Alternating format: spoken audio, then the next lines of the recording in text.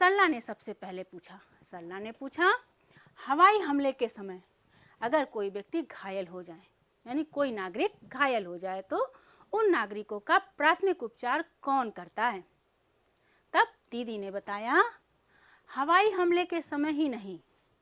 दीदी ने उनको समझाया, सरला, हवाई हमले के समय ही नहीं, अन्य आपदाओं, जो बहुत तरह की आपदाएं आती हैं वो और दुर्घटनाएं होती हैं, उसके दौरान भी अगर नागरिक घायल हो जाए तो उसे प्राथमिक उपचार प्रदान करने के लिए प्राथमिक चिकित्सा सेवा का महत्वपूर्ण योगदान होता है। प्राथमिक चिकित्सा सेवा के बारे में आप लोग थोड़ा थोड़ा तो जानते ही हैं, आपके विद्यालयों में भी होता है। इसका काम ही होता है कि जब तक डॉक्टर के पास मरीज को ना पहुंचाया जाए, यानी डॉक्टर की सहायता जब तक उस घायल या पीड़ित व्यक्ति को ना मिले, तब तक उस व्यक्ति को ऐसे जगह पर सुरक्षित रखा जाए, यानी उस स्थिति से आगे बढ़ने से रोका जाए जिस स्थिति में वो हमें प्राप्त हुआ है।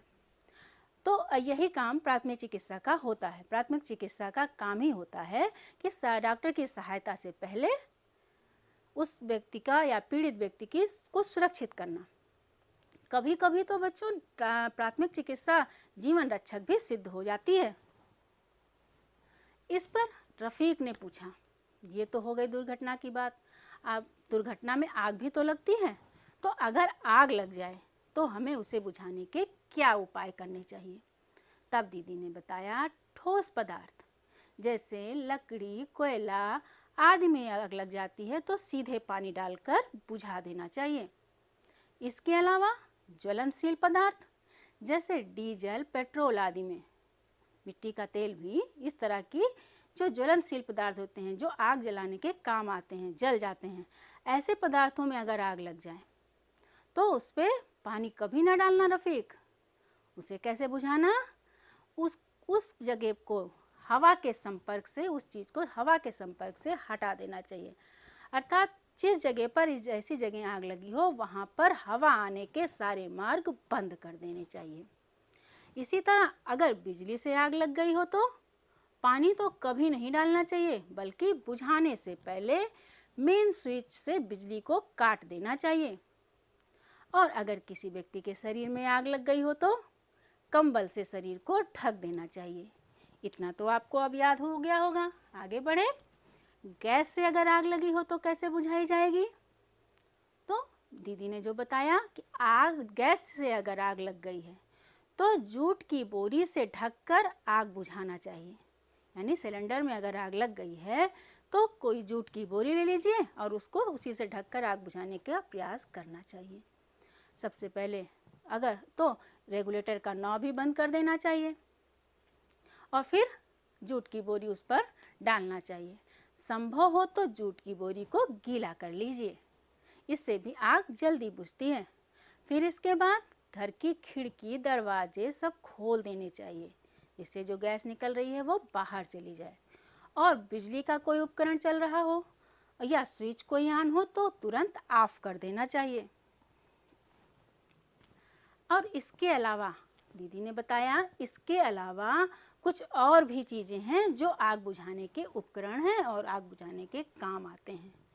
बच्चों ने पूछा, हाँ दीदी, इसको ज़रूर बताइए, हमको जानना है कि और भी कौन से तरीके हैं जिससे आग बुझाई जा सकती है। तब दीदी ने कहा कि सबसे पहले है ड्राई पाउडर अग्निशामक यंत्र। बच्चों ने पूछा कि इसमें क्या होता है?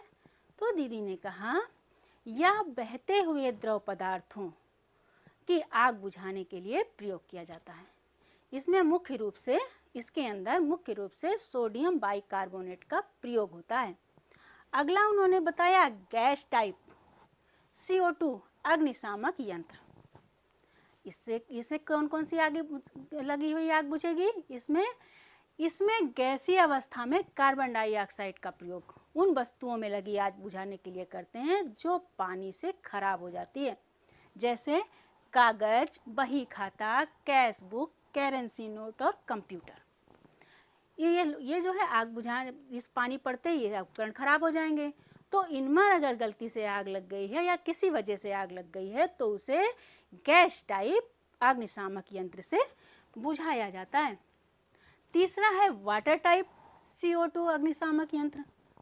इस अग्निशामक यंत्र से जो होता है ये पानी फेंकता है और पानी में CO2 गैस घुली रहती है और तथा कूलिंग मेथड से इससे आग बुझाई जाती। अगला है फोम टाइप अग्निशामक यंत्र। पेट्रोल, तेल आदि द्रव पदार्थों में लगी जो आग है उसे बुझाने के लिए फोम टाइप अग्निशामक यंत्र का भी प्रयोग किया जाता है। इसमें झाग निकलती है, झाग द्वारा आग की सतह को ढककर उसे तुरंत बुझा दिया जाता है। तो बच्चों ये हो गए बहुत सारे अग्निशामक यंत्र हैं और जिनसे आग बुझाई जाती है। सारे बच्चों को समझ में आ गया। तब दीपा ने पूछा, ये तो आग जलने के बाद में हो गया, अच्छा दीदी एक बात बताओ, अगर दुर्घटना में हड्डी टूट जाए तो हम उसे कैसे बचाएंगे या क्या प्राथमिक उपचार करेंगे? तब दीदी ने कहा, बहुत सही सवाल। अगर किसी दुर्घटना में किसी व्यक्ति की हड्डी टूट जाती है तो हमें उस टूटे हुए स्थान पर तिकोनी पट्टी और खपच्ची का प्रयोग करके उसका उपचार करना चाहिए। टूटे हुए जो स्थान है उस पर एक तिकोनी पट्टी ले लें और खपच्ची के बारे में आप जानते ही होंगे, बांस का एक छोटा और पतला टुकड़ा।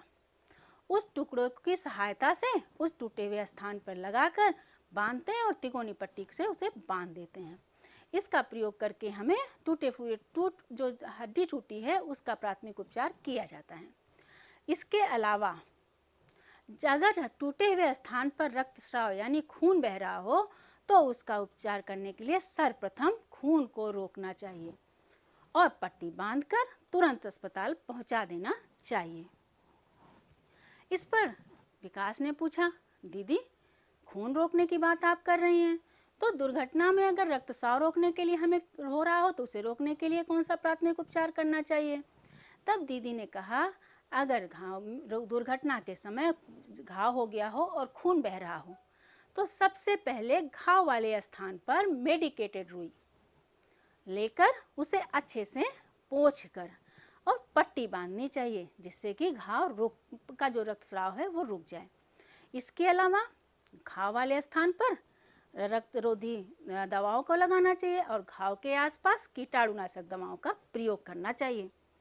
घाव ज़्यादा है और खून ज़्यादा बह रहा है तो एक तरीका ये होता है कि घाव वाले स्थान को यदि थोड़ा सा ऊपर कर दिया जाए तो खून निकलना बंद हो जाता है, तो उस स्थान को थोड़ा सा ऊपर कर देना चाहिए। और अगर घाव के पास कपड़े हों तो कपड़े को हटा देना चाहिए और खुले स्थान पर रख देना चाहिए। अब इतना तो हो गया रक्तस्राव की बात। तब रफीक ने कहा, यदि दम घुटने पर क्या हो रहा हो, अगर किसी का दम घुट रहा हो तो उसके लिए क्या उपाय करना चाहिए? तब दीदी ने बताया, दम घुटने वाले रोगी के कपड़े को सबसे पहले ढीला कर देना चाहिए और उसके बाद यदि उसको सांस लेने में बहुत ज़्यादा तकलीफ हो रही है तो अपने मुंह से उसके मुंह में एक कृत्रिम श्वास फूंकना चाहिए जिससे उसे राहत महसूस होगी। साथ ही साथ रोगी को हवा में खुले स्थान पर एक समतल जगह पर लेटा देना चाहिए और तत्काल डॉक्टर से संपर्क करना चाहिए। देखिए ये आपको तस्वीर दिख रही है, इसमें व्यक्ति एक रोबोट बना हुआ है जो आपको दम घुटने के बीमारी के बारे में बता रहा है।